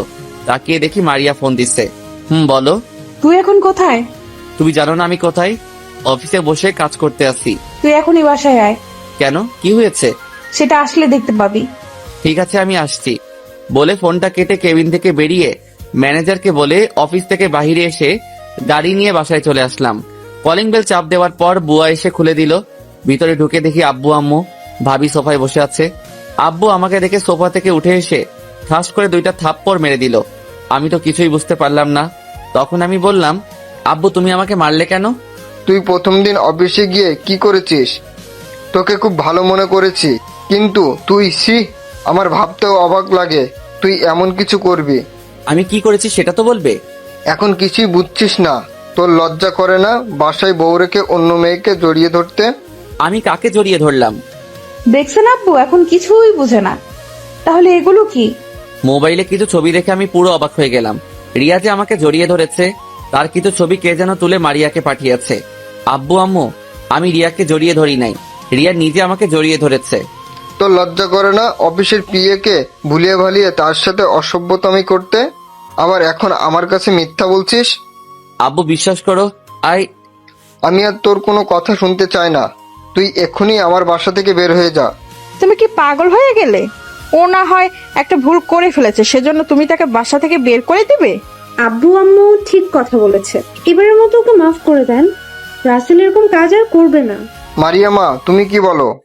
আম্মু ভাবি যখন বলছে তাহলে এবারের মতো মাফ করে দেন। ও যদি বাসা থেকে বেরিয়ে যায় তাহলে আমার কি হবে? শত হলেও সে আমার স্বামী। কিছু শিখো, এমন মেয়ে পাওয়া ভাগ্যের ব্যাপার। আজকে ওর জন্য মাফ করে দিলাম, পরের বার যদি কিছু শুনি তাহলে তোর জন্য এ বাড়ির দরজা বন্ধ হয়ে যাবে। ঠিক আছে রাসেল, তুমি রুমে যাও। আর বলতে না দিয়ে আমি কোনো কথা না বলে রুমে চলে আসলাম। আমার পিছনে পিছনে মারিয়া আসলো। রুমে এসে মুচকি হেসে বলল, কেমন দিলাম মিস্টার রাসেল? তার মানে এসব তুমি করেছো? তোদের অফিসে আমার এক ফ্রেন্ড চাকরি করে, তাকে বলছি তুই অফিসে কি করস সব খবর আমাকে দেওয়ার জন্য। তুই সকালে ওই মেয়েকে জড়িয়ে ধরছিস, সেটা আমার বন্ধু ছবি তুলেছে। কে তোমার বন্ধু? আমাকে কি বোকা মনে করছিস? তার নাম বলে দিলে তুই তাকে অফিস থেকে বের করে দিবি। তাহলে তুই অফিসে কি করিস আমাকে এসবের খবর কে দিবে? আমি যা খুশি করি, তোমার সমস্যা কোথায়? তুমি তো আমাকে স্বামী হিসেবে মানো না। আমি যতদিন না তোকে ছেড়ে যাচ্ছি ততদিন তুই আমার কথা মতো চলবি, আর না হলে আমি কি করতে পারি সেটা তুই ভালো করেই জানিস। আমি আর কোনো কথা না বলে ওয়াশরুমে চলে গেলাম। ফ্রেশ হয়ে বেরিয়ে এসে দেখি মারিয়া রুমে নেই। দুপুরে খাবার খাওয়ার সময় আব্বু বলল, তুই কাল থেকে জীবনে যে অফিস দেখাশোনা করে সেটা তুই দেখাশোনা করবি, আর জীবন আমারটা দেখাশোনা করবে। আমি ঠিক আছি বলে খাবার খেতে রুমে চলে আসলাম। মনে মনে খুশি হলাম। মারিয়ার চেহারায় কেমন চিন্তার ভাঁজ পড়ে গেল। আমি একটা ঘুম দিলাম। ঘুম থেকে বিকালে উঠে বাহিরে চলে গেলাম। বাহিরে এসে অফিসের ম্যানেজারের কাছে ফোন দিয়ে রিয়ার নাম্বার নিলাম। তারপর রিয়াকে ফোন দিলাম। আসসালামু আলাইকুম, কে বলছেন? ওয়ালাইকুম আসসালাম, আমি রাসেল, তোমার অফিসের বস। ও ভাইয়া তুমি? এখন বলো তোমার বাসা কোথায়? আমি আসতেছি। আমার বাসা এইখানে। ঠিক আছে, আমি আসছি বলে ফোনটা কেটে মার্কেট থেকে কিছু ফল আরো কিছু জিনিস কেনাকাটা করে রিয়াদের বাসায় চলে গেলাম। কলিং বেল চাপ দেওয়ার পর রিয়া দরজা খুললো। ভাইয়া কেমন আছো? আর এগুলো আনার কি দরকার ছিল? আমি ভালো আছি, আর এই প্রথম তোমাদের বাসায় আসলাম। খালি হাতে আসে কি করে? চলো ভিতরে চলো। তারপর ভিতরে ঢোকার পর রিয়া আমাকে তার আব্বু আম্মুর রুমে নিয়ে গেল। আমি রিয়ার আব্বু আম্মুকে সালাম দিলাম। ওয়ালাইকুম আসসালাম। তোমাকে তো চিনতে পারলাম না বাবা। আব্বু আম্মু, ভাইয়া হলো আমার অফিসের বসের ছোট ছেলে, নাম রাসেল চৌধুরী। কেমন আছেন আপনারা সবাই? আছি মোটামুটি ভালো, তুমি কেমন আছো? আলহামদুলিল্লাহ, আমিও ভালো। আন্টি কেমন আছেন? আলহামদুলিল্লাহ ভালো আছি বাবা। তোমার বাড়ির সবাই কেমন আছে? সবাই ভালো আছে। তো আঙ্কেল, ডাক্তার কি বলেছে? ডাক্তার বলেছে যত তাড়াতাড়ি সম্ভব অপারেশন করার জন্য, কিন্তু বাবা টাকা পয়সা অনেক লাগবে, আমাদের দ্বারা তো এত টাকা জোগাড় করা সম্ভব না। আমি রিয়ার সাথে কথা বলেছি, আমি আপনার চিকিৎসা করাবো, যত টাকা লাগে আমি দিব। আগামীকাল আপনাকে হাসপাতালে ভর্তি করিয়ে দিব। তুমি আমার জন্য এত কিছু করবে? আপনি রিয়ার বাবা না হলেও করতাম। আমি আপনার ছেলের মতো, তাই ছেলে বাবারা অপারেশন করতে পারবে না? কিন্তু বাবা, অপারেশন করতে তো অনেক টাকা লাগবে। টাকা নিয়ে তোমাদের চিন্তা করতে হবে না, আমি সব ব্যবস্থা করছি। রিয়া, তোর ভাইয়াকে নাস্তা দে। আমি এখন কিছু খাবো না, পরে এক সময় খাবো। তা বললে তো হবে না ভাইয়া, তুমি এই প্রথম আমাদের বাসায় এসেছো, খালি মুখে তোমাকে যেতে দিতে পারি না। তুমি বসো, আমি নাস্তা নিয়ে আসছি। মানা করার পরও শুনলো না। তারপর হালকা নাস্তা করে তাদের থেকে বিদায় নিয়ে বাসায় চলে আসলাম। এবার আপনাদেরকে বলি, আমাকে আব্বু এত কথা বলার পরও কেন আমি বাসা থেকে বেরিয়ে যাইনি, তার কারণ হলো আমি রিয়াকে কথা দিয়েছি তার বাবার অপারেশন করাবো, তাই বাসা থেকে বেরিয়ে যাইনি। রিয়ার বাবার অপারেশন শেষ হলে আমি আর এখানে থাকবো না। আপনারা হয়তো জানেন না, আমি বাবার কথা অনেক কষ্ট পেয়েছি। যে বাবা আমার কোনো কথা না শুনে এতগুলো কথা বলল, সে বাসায় আমি থাকতে চাই না। তো যাই হোক, বাসায় এসে কলিং বেল চাপ দেওয়ার পর বুয়া এসে দরজা খুলে দিল। ভিতরে ঢুকে দেখি সবাই সোফায় বসে গল্প করছে। আমি তাদের সাথে কোনো কথা না বলে রুমে চলে আসলাম। তারা হয়তো বুঝতে পারছে কেন কথা বলি নাই। কিছুক্ষণ পর মারিয়া রুমে আসলো। এতক্ষণ কোথায় ছিলি? আর কারোর সাথে কথা না বলে রুমে চলে আসলি কেন? সেটা আমার ব্যাপার, আপনার কোনো সমস্যা আছে? তুই আমার সাথে এভাবে কথা বলছিস কেন? আপনার সাথে কিভাবে কথা বলবো? আমি তো আপনার প্রশ্নের উত্তর দিচ্ছি। তুই হয়তো আগের কথা ভুলে গেছস। কিছু ভুলি নাই, আপনার যা খুশি করার করেন। বলে ওয়াশরুমে ঢুকে গেলাম। ফ্রেশ হয়ে নিচে এসে সবার সাথে খাবার খেতে বসলাম। আব্বু, তোমার সাথে কিছু কথা আছে। বলো, কি কথা? আমি 10-15 দিন অফিসে যাব না, আমার কিছু কাজ আছে, সেগুলো শেষ করে তারপরে অফিসে যাব। কি কাজ? সেটা সময় হলে জানতে পারবে, এখন আমি বলতে পারবো না। ঠিক আছে। আমি মারিয়ার দিকে তাকিয়ে দেখি কি যেন চিন্তা করছে, হয়তো ভাবছে কি কাজ করব আমি। আমি খাবার খেয়ে রুমে চলে আসলাম। পিছনে গিয়ে দেখি ভাবি রুমে আসলো। ভাবি, তুমি হঠাৎ আমার রুমে? কেন আসতে পারে না বুঝি? আমি তা বলি নাই। আচ্ছা, এসব বাদ দাও, আগে বলো তুমি কি কাজ করবে? ভাবি, সেটা আমি এখন বলবো না, সময় হলে সব দেখবে। আমি জানি তুমি সবার উপরে রাগ করে আছো, আমি জানি তুমি এমন কাজ করবে না। আমাকে একটু বলবে অফিসে কি ঘটেছে? তাহলে শুনো। তারপর ভাবিকে সব খুলে বললাম। এখানে তো তোমার কোনো দোষ নেই, রিয়া তো তোমায় জড়িয়ে ধরেছে, কিন্তু বাবার এই ধরনের কথা বলা ঠিক হয়নি। এখানে তো বোন তার ভাইকে জড়িয়ে ধরছে। তুমি জানো ভাবি, আব্বুর কথায় আমি অনেক কষ্ট পেয়েছি। নিজের ছেলের একটা কথা শুনে নাই, সে মারিয়ার কথা শুনেছে। থাক, এটা নিয়ে চিন্তা করো না, দেখবে সব ঠিক হয়ে যাবে। কিছুই ঠিক হবে না। আমি জানি এখন বাবা আমাকে তেমন বিশ্বাস করবে না। আমি সত্যি কথা বললে তার কাছে মিথ্যা মনে হবে। হঠাৎ মারিয়া দরজায় দাঁড়িয়ে বলল, আমি কি ভেতরে আসতে পারি? আরে তোমার রুম, তুমি আসবে না তো কে আসবে? আসো। দেবর ভাবির কি কথা হচ্ছে আমি কি জানতে পারি? তেমন কিছু না, ওর কাছে জানতে চেয়েছি ও 10-15 দিন কি করবে, কিন্তু দেবর আমাকে বলে না। ঠিক আছে ভাবি, তুমি যাও, আমি দেখছি। ভাবি রুম থেকে বেরিয়ে গেল। তারপর মারিয়া আমাকে বলল, তোর কি কাজ আছে? আপনার কাছে বলতে বাধ্য নই। তুই ভুলে যাস না আমি তোর স্ত্রী। কিছুদিনের জন্য, তারপর তো আপনি চলে যাবেন। আমার প্রতিশোধ নেওয়া এখনো শেষ হয়নি। আমি যা বলবো তোকে তাই করতে হবে। পারবো না, আপনার যা খুশি করতে পারেন। বলে বিছানায় শুয়ে পড়লাম। কিছুক্ষণ পর মারিয়া বিছানায় শুয়ে পড়ল। সকালে ঘুম থেকে উঠে ফ্রেশ হয়ে নাস্তা করে বাহিরে চলে গেলাম। কারোর সাথে তেমন কথা বলি নাই। বাহিরে এসে একটা রিক্সা নিয়ে চলে আসলাম রিয়াদের বাসায়। নিজেদের গাড়ি থাকার পরও নিয়ে আসি নাই, কারণটা আপনারা জানেন। আর 10-15 দিন আমি রিয়ার বাবার অপারেশনের জন্য সময় নিয়েছি। রিয়াদের বাসায় এসে কলিং বেল চাপ দিলাম। কিছুক্ষণ পর রিয়ার আম্মু দরজা খুলে দিল। ওনার সাথে কিছু কথা বলে ভিতরে গেলাম। তারপর আঙ্কেলের সাথে কথা বললাম। আন্টি আঙ্কেলকে রেডি করিয়ে দিল। আমি একটা অ্যাম্বুলেন্সকে ফোন দিয়ে আসতে বললাম। কিছুক্ষণ পর অ্যাম্বুলেন্স চলে এসেছে। তারপর আঙ্কেলকে ধরে বাইরে নিয়ে আসলাম। তারপর হাসপাতালে চলে আসলাম। আঙ্কেলকে ভর্তি করিয়ে দিলাম। আসার সময় আমার অ্যাকাউন্ট থেকে কিছু টাকা উঠিয়ে নিলাম। দেখতে দেখতে 10 দিন চলে গেছে। এই 10 দিনে মারিয়ার সাথে তেমন কথা বলি নাই, আব্বুর সাথেও বলি নাই। আর রিয়ার আব্বুর অপারেশন শেষ, আল্লাহ দিলে এখন তিনি মোটামুটি সুস্থ আছেন। রাতে সবার সাথে খাবার খাওয়ার সময় আমি বললাম, আমি কালকে থেকে অফিসে যাব। তুই না বললি 10 বা 15 দিন পরে যাবি? আমার কাজ শেষ। রাসেল, তুই খাবার খাওয়া শেষ করে আমার রুমে একটু আসিস তো। আমি খাবার খেয়ে আব্বুর রুমে চলে গেলাম। বলো, কি জন্য ডেকেছো? রিয়ার আব্বু এখন কেমন আছে? তুমি জানলে কেমন করে? তুই কি মনে করছিস আমি তোর সব খেয়াল রাখি? তুই বাসা থেকে কোথায় যাস, কি করিস? এখন মোটামুটি ভালো আছে, ডাক্তার বলেছে আরো কিছুদিন পর বাসায় নিয়ে যেতে পারবে। তুই আমার উপর রেগে আছিস তাই না? হঠাৎ এ কথা বললে কেন? আমি জানি মারিয়া তোকে ফাঁসানোর জন্য আমার কাছে বলেছে। আর আমি একদিন তোর রুমের পাশ দিয়ে যাওয়ার সময় মারিয়ার কিছু কথা শুনি। তখন আমি বুঝতে পারলাম মারিয়া তোকে স্বামী হিসেবে মেনে নেয়নি। তো আমাকে একটু বলবি তোদের মাঝে কি হয়েছে? তাহলে শোনো। তারপর সব খুলে বললাম। শুধু তোমাদের সম্মানের কথা চিন্তা করে কিছু বলতে পারি নাই, আর তোমাদের বন্ধুত্ব নষ্ট হয়ে যাবে। তুই তো ভুল কিছু করিসনি, তার অন্যায়ের প্রতিবাদ করেছিস, তাই বলে মারিয়া তোর সাথে এরকম করবে? তুই বাবা আমাকে মাফ করে দিস, ওই সময় না বুঝে তোর গায়ে হাত তুলেছি। আরে কি করছো আব্বু? তুমি আমার কাছে মাপ চেতে হবে না। তোমার উপর অভিমান ছিল, তুমি আমার একটা কথাও শোনো নাই। তুমি আমাকে কখনো খারাপ কাজ করতে দেখেছো? এখন আর তোমার উপর অভিমান নেই। ঠিক আছে, এখন তুই কি করতে চাস? আমি এখন অফিস দেখাশোনা করব, আর 3 মাস পরে মারিয়াকে ডিভোর্স দিয়ে দিব। হঠাৎ এরকম সিদ্ধান্ত নেওয়া ঠিক হবে না, আগে কিছুদিন দেখ, তারপর না হয় ভেবেচিন্তে সিদ্ধান্ত নিস। ঠিক আছে, আমি এখন রুমে যাচ্ছি বলে রুমে চলে আসলাম। এখন কিছুটা ভালো লাগছে, বাবা তার ভুল বুঝতে পেরেছে। রুমে এসে দেখি মারিয়া কার সাথে যেন মোবাইলে হেসে হেসে কথা বলছে। মনে হয় বয়ফ্রেন্ডের সাথে কথা বলছে। বললে বলুক, তাতে আমার কি। আমি কোনো কথা না বলে বিছানায় গিয়ে শুয়ে পড়লাম। মারিয়া কথা শেষ করে আমার পাশে শুয়ে পড়ল।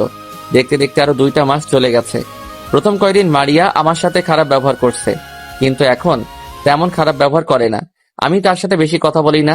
রাতে খাবার খেয়ে এসে বিছানায় শুয়ে মোবাইল টিপতে আসি। কিছুক্ষণ পর মারিয়া রুমে আসলো, দরজা বন্ধ করে আমার পাশে এসে শুয়ে পড়ল। রাসেল, আমাকে ক্ষমা করে দেওয়া যায় না? আমি জানি তোমার সাথে আমি অনেক খারাপ ব্যবহার করেছি, আমাকে তুমি মাফ করে দাও। আমি আর কখনো তোমার সাথে খারাপ ব্যবহার করব না। হঠাৎ আপনার এত পরিবর্তন কেন? নাকি অন্য কিছু প্ল্যান করছেন? আমি কোনো প্ল্যান করি নাই, আমি তোমাকে ভালোবাসি। তোমার সাথে থাকতে থাকতে কখন তোমাকে ভালোবেসে ফেলছি। প্লিজ তুমি আমাকে মাফ করে দাও। আপনার আর কোনো কথা থাকলে বলতে পারেন। আমি এখন ঘুমাবো, সকালে অফিসে যেতে হবে। মারিয়া হয়তো আমার এরকম কথা আশা করে নাই। বালিশে মাথা দিয়ে কান্না করছে। করুক, আমার কি। তাকে কিছুদিন কষ্ট পেতে হবে, তারপর তাকে মেনে নিব। সকালে ঘুম থেকে উঠে দেখি মারিয়া আমাকে জড়িয়ে ধরে শুয়ে আছে। দেখতে একদম মায়াবী লাগছে। হঠাৎ মারিয়ার পেটের উপর চোখ গেল। দেখি তার পেটের উপর কাপড় নেই। ইচ্ছে করছে তার পেটে একটা কিস করি। পরে আবার চিন্তা করলাম, না, এখন তাকে কিছু করব না। ওয়াশরুমে ঢুকে ফ্রেশ হয়ে বেরিয়ে এসে দেখি মারিয়া বিছানায় বসে আছে। আমি তার সাথে কোনো কথা না বলে রেডি হয়ে নিচে চলে আসলাম। নিচে এসে দেখি সবাই টেবিলে বসে আছে। আমি গিয়ে একটা চেয়ার টেনে বসলাম। কিরে মারিয়া কোথায়? রুমে আছে। ওকে সাথে করে নিয়ে আসলি না কেন? গতকাল রাতে না খেয়ে ও ঘুমিয়ে গেছে। কি বলছো তুমি? আমি গতকাল ওকে টেবিলে খাবার খেতে দেখলাম। তুই রুমে চলে যাওয়ার পর মারিয়া তোর পিছনে চলে গেছে খাবারে পানি ঢেলে। আমার দেরি হয়ে যাচ্ছে, আমাকে নাস্তা দাও। মারি আসুক, সবাই একসাথে খাবো। তাহলে তোমরা খাও, আমি অফিসে যাচ্ছি বলে চেয়ার থেকে উঠে বাইরে চলে আসলাম। আব্বু আম্মু সবাই অনেক ডেকেছে, কিন্তু আমি শুনে বাইরে এসে গাড়ি নিয়ে সোজা অফিসে চলে গেলাম। আমার গাড়ি দেখে মনে হয় দারোয়ান চিনতে পেরেছে, তাই আমাকে সালাম দিল। কারণ আব্বু গতকাল রাতে ম্যানেজারকে ফোন দিয়ে বলে দিছে। আমি অফিসের ভিতর যাওয়ার সময় হঠাৎ কারোর সাথে ধাক্কা খেলাম। আমি পড়ি নাই, কিন্তু আমার সাথে যে ধাক্কা খেয়েছে সেই নিচে পড়ে গেছে। আমি তাকে হাত বাড়িয়ে ওঠাতে গেলে মেয়েটা আমার হাত না ধরে উঠে ঠাস করে একটা থাপ্পড় মেরে দিল। কুত্তার বাচ্চা, দেখে চলতে পারিস না? সরি, আমি আপনাকে দেখতে পাইনি। দেখতে পাস নাই নাকি ইচ্ছে করে ধাক্কা দিয়ে ফেলে দিলি? তোদের মতো ছেলেদের আমার ভালো করে জানা আছে। সব ছেলের মতো আমি না। আর আমার বাসায় বউ থাকতে আপনার সাথে ধাক্কা খেতে যাব কেন? আরেকটা কথাও বলবে না। তুই জানিস আজকে আমার অফিসে নতুন বস আসবে। তোর জন্য আজকে আমার লেট হয়ে গেছে। যদি বস আমাকে কিছু বলে তাহলে তোর খবর আছে। বলে মেয়েটা ভিতরে চলে গেল। আমি দাঁড়িয়ে না থেকে অফিসের ভিতরে গেলাম। গালটা অনেক ব্যথা করছে, হাতে শক্তি আছে বলতে হবে মেয়েটার। কেউ দাঁড়িয়ে আমাকে সালাম দেয়নি, হয়তো আমাকে চিনতে পারে নাই। আমি ভিতরে ঢুকে পিয়নকে বললাম, বসের কেবিন কোনটা? তখন পিয়ন আমাকে কেবিনটা দেখিয়ে দিল। আমি আগে অফিসে আসছি ঠিকই, কিন্তু ভিতরে আসা হয়নি, তাই কেবিনটা চিনতে পারি নাই। আমি কেবিনে ঢুকে চেয়ারে বসে ম্যানেজার আঙ্কেলকে ফোন দিয়ে আসতে বললাম। কিছুক্ষণ পর ম্যানেজার আসলো। আমি ওনাকে আমাদের বাসায় দেখেছি, তাই চিনতে কষ্ট হয়নি। রাসেল, তুমি কখন এসেছো? কিছুক্ষণ আগে আসলাম। আপনি কেমন আছেন আঙ্কেল? আমি অনেক ভালো আছি, তুমি কেমন আছো? আলহামদুলিল্লাহ, আমিও ভালো। আঙ্কেল, সবাইকে মিটিং রুমে আসতে বলো। আমি সবার সাথে পরিচয় হব এবং কিছু কথা বলবো। ঠিক আছে রাসেল, আমি সব ব্যবস্থা করতেছি। ম্যানেজার চলে গেল। কিছুক্ষণ পর পিয়ন এসে আমাকে মিটিং রুমে যেতে বলল। আমি পিয়নের সাথে মিটিং রুমে চলে গেলাম। আমাকে দেখে হয়তো সবাই অবাক হচ্ছে। আমাকে দেখে তারা সাথে সাথে দাঁড়িয়ে গেল। সবাই একসাথে বলল, সরি স্যার। হঠাৎ সবাই সরি বলছো কেন? আসলে স্যার, আপনাকে আমরা চিনতে পারি নাই, কখনো আপনাকে দেখি নাই। আপনি অফিসে আসার পর আমরা কেউ আপনাকে স্বাগতম জানাই নাই। ওটা সমস্যা নেই, তোমরা আমাকে চিনতে পারো নাই। আচ্ছা, যে কারণে আপনাদের সবাইকে এক করলাম। আমি অফিসে আজকে নতুন, তেমন বুঝি না। তোমরা আমাকে কাজে সাহায্য করবে, আর তোমরা নিজের অফিস মনে করে কাজ করবে। সবার সাথে আরো কিছুক্ষণ কথা বলে যেই না রুম থেকে বেরিয়ে আসবো, হঠাৎ একটা জায়গায় চোখ পড়তেই দেখি তখনকার মেয়েটা বারবার মাথা লুকিয়ে নিচ্ছে। এই, তুমি এরকম লুকালুকি করছো কেন? আর তুমি আমার কেবিনে আসো বলে আমি নিজের কেবিনে চলে আসলাম। কেবিনে এসে একটা ফাইল দেখতে লাগলাম। কিছুক্ষণ পর মেয়েটা বলল, আসতে পারি স্যার? আসুন। মেয়েটা কেবিনে ঢুকে এমন করবে আমি তো ভাবতে পারি নাই। আরে ভাই, খারাপ কিছু না। মেয়েটা কেবিনে ঢুকে আমার সামনে এসে পা জড়িয়ে ধরে কান্না করে দিল। এই মেয়ে, তুমি আমার পা ধরছো কেন? আবার কান্না করছো কেন? স্যার, আজকে আমার অফিসে প্রথম দিন, তাই তাড়াহুড়ো করে অফিসে ঢুকতেই আপনার সাথে ধাক্কা খাই, তাই মেজাজটা গরম হয়ে গেছে। আমি আপনাকে চিনতে পারি নাই স্যার, আমার ভুল হয়ে গেছে। আপনি আমাকে যত খুশি মারেন, তারপরও আমার চাকরি থেকে বের করে দিবেন না। চাকরি থেকে বের করে দিলে পরিবার নিয়ে রাস্তায় নামতে হবে। আগে আমার পা ছাড়ো, তারপর গিয়ে চেয়ারে বসো। না স্যার, আগে বলেন আমাকে মাফ করে দিয়েছেন, আমাকে চাকরির থেকে বের করে দিবেন না। ঠিক আছে, আমি তোমাকে মাফ করে দিছি। এখন পা ছেড়ে চেয়ারে বসো। মেয়েটা পা ছেড়ে দিয়ে চেয়ারে গিয়ে বসলো। প্রথমে একটু রাগ ছিল ওর প্রতি, কিন্তু তার পরিবারের কথা শুনে সব রাগ উধাও হয়ে গেল। তোমার নাম কি? তোমার পরিবারে কে কে আছে? স্যার, আমার নাম তিথি। পরিবারে আমরা 2 বোন, আর আব্বু আম্মু আছে। ছোট বোন এবার ক্লাস 7-এ পড়ে। আব্বুর বয়স হয়েছে, তাই কিচ্ছু করতে পারে না। আগে কয়েকটা টিউশনি করেছে। গতকাল আপনার অফিসে ইন্টারভিউ দেওয়াই টিকে যাই। ও, এখন থেকে নিজের অফিস মনে করে কাজ করবে, আর কারোর সাথে খারাপ ব্যবহার করবে না। আর তোমার বেতন কত টাকা বলছে? আমার বেতন বলেছে 25,000 টাকা। ঠিক আছে, এখন থেকে তোমার বেতন 40,000 টাকা। এত টাকা বেতন তোমার পরিবারের কথা চিন্তা করে দিছি।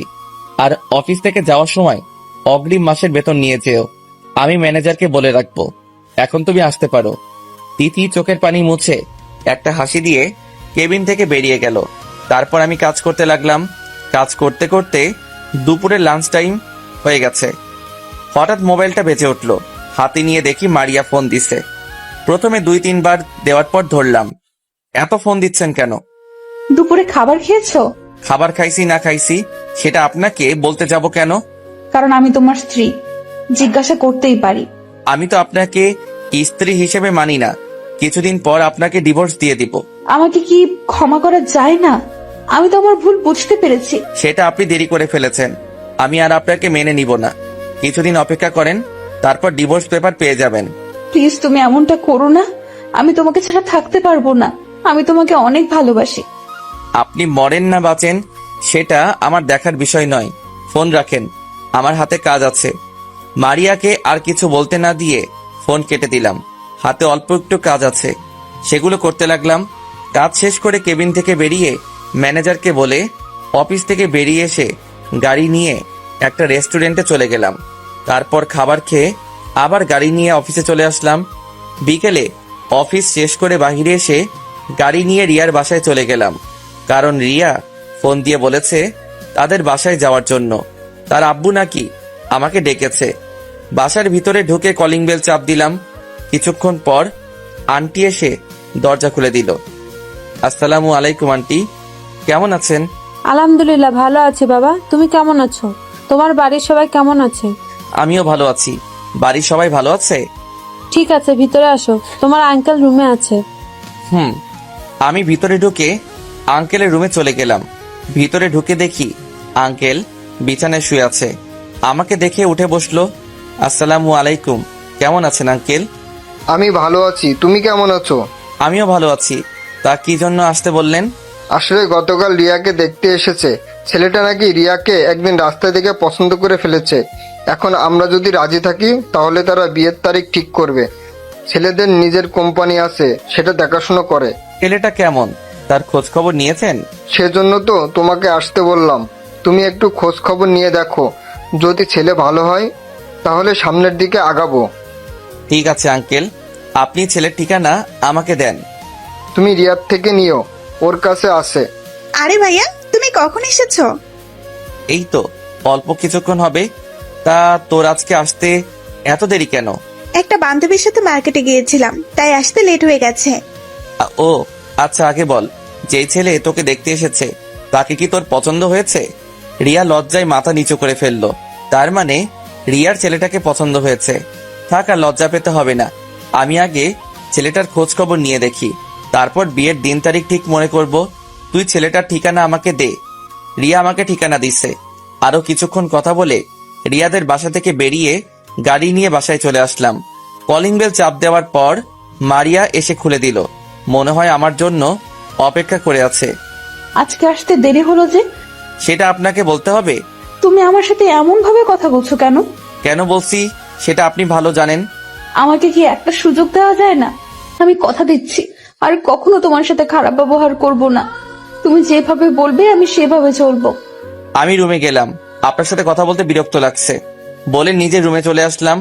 রুমে এসে ফ্রেশ হয়ে রাতের খাবার খেয়ে রুমে এসে ঘুমিয়ে গেলাম। এভাবে দেখতে দেখতে আরো 1 মাস চলে গেছে। মারিয়া আমার কাছে অনেকবার ক্ষমা চাইছে, আমি তাকে ক্ষমা করি নাই। কিন্তু ও তো জানে না আমি ওকেও অনেক আগে ক্ষমা করে দিছি। শুধু তাকে একটু কষ্ট দেওয়ার জন্য এরকম করছি। আরো কিছুদিন পর মারিয়ার জন্মদিন।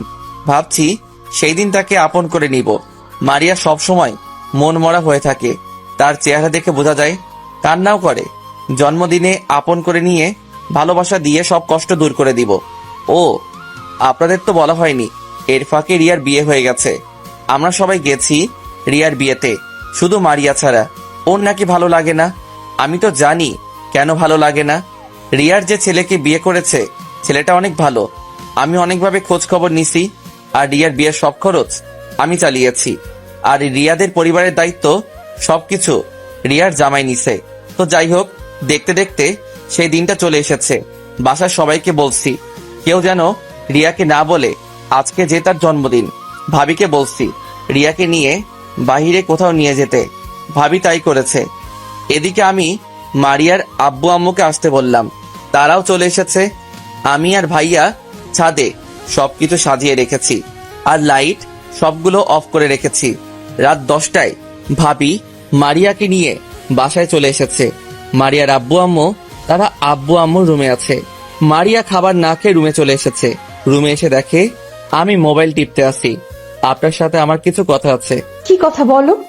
এই নিন, এই কাগজে সই করে দিন। আমি এটা কিসের কাগজ আর কিসের সই করব? এটা ডিভোর্স পেপার। আমি আর আপনার সাথে থাকতে পারছি না। আমি আপনার কাছ থেকে মুক্তি চাই। দয়া করে সইটা করে দিন। রাসেল, আমি কি এতটাই খারাপ? আমাকে ক্ষমা করে দেওয়া যায় না?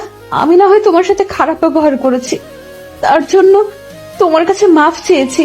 আর তুমিও তো আমাকে কম কষ্ট দাও নাই। যদি আমি সইটা করে দিই তাহলে তুমি খুশি হবে? আমি অনেক খুশি হব। ঠিক আছে, তাহলে আমি সই করে দিচ্ছি। তুমি সুখে থেকো।